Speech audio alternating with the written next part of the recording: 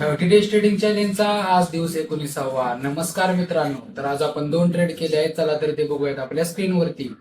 आपण क्रिएट केला म्हणजे तयार मार्क करून ठेवला होता. या झोनवरती आल्यानंतर मार्केटने स्ट्रॉंग बेअर स्ट्रक्चर इथं तयार करायला लागलं होतं की आपण पण इथं आपली म्हणजे आपण एंट्री घेईपर्यंत मार्केटने मोमेंटम दिली. इथं बरोबर आपला 20-25 पिपचा एस एल होत होता रिट्रेसमेंटने इथं.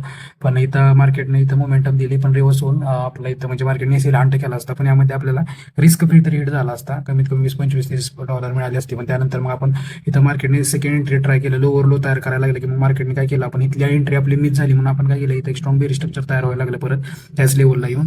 का मग दोनदा लोवर लो तयार केलं म्हणून इथं आपण एंट्री केली. पण इथं आपला एस एल हिट केला. तर पहिल्या ट्रेडमध्ये आपला एस एल हिट झाला. हा ट्रेड थोडा आपला प्रॉपर नव्हता. आपण लोअर लोच्या बेसवरती घेतला होता. पण इथं आपला एस एल हिट झाला.